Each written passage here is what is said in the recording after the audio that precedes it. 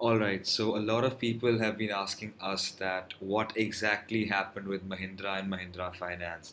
It was in a very good, bullish uptrend. Market structure was trending up, and all of a sudden, we had a very big down movement. Lower highs, lower lows. So what exactly happened here? So let's just analyze and see the movement on, the 7th and 8th of May and check it out.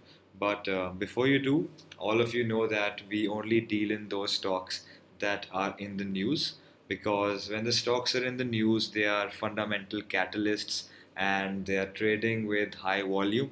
And that's what the intraday traders want to look at. They want high volume so that they can make the margins really easy and really quick. So Mahindra was in the news a couple of days back because Kotak Mahindra Bank wants to, reportedly wanted to buy a minority stake in the company. But leaving that aside, let's just focus on what's happening on the technical side. So if I look at the charts from, the 4th of May, we saw a really good bullish trend in the stock. So I'm forming my trend line, and if we analyze the price action, we can see that there's a good hammer over here which indicates rejection of prices going down, and then we see bullish engulfing at this price level. So these are really good entry points for Mahindra and Mahindra Finance if you were bullish on it. This was a fake out, this was a fake out, but you could have also traded this as well because support turns resistance and you could have benefited from this fall. But again, the trend line is supported. We got a hammer again. We got a hammer again here. So market was really bullish for Mahindra and Mahindra Finance. So what exactly happened on the 7th of May? So on the 7th of May, we can see that around 1 o'clock, that's the New York time. Let's change that to the Indian time. So around 11 o'clock, we saw a good parallel channel being formed in Mahindra and Mahindra Finance, and this was, coincidentally also aligning itself with my long-term support trend line of Mahindra and Mahindra Finance. So, during this channel formation, we were still bullish about the stock because it was trading above this support. But whenever a channel happens, the parallel channel, this was the new support, this was the new resistance. You have to stay very cautious with the stock because it can move in either direction. And we were actually waiting for the channel to be breached, to be broken.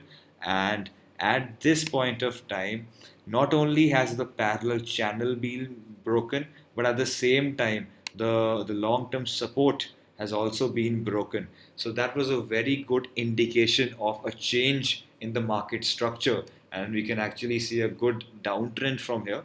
This was also supported by a very heavy volume. So that was a very heavy volume selling over here when the channel was broken. So this was a very good area of support, area of demand. And when the demand zone is broken, it basically turns into a resistance. So that is why the price goes back up again and takes resistance at this zone. So that was a perfect, a selling space. You had to short Mahindra and Mahindra at this point of time when it is rejecting any higher price movements. And we saw in a couple of minutes from 173 prices go down to 168. So that was a very good profit in just a couple of minutes. How did we define the target of 168? That was very simple. You can use your pivot points, and also at the same time you can see what is the support level in the previous days, and that was a very strong support for the stock a couple of days back, and that is what is being held true now.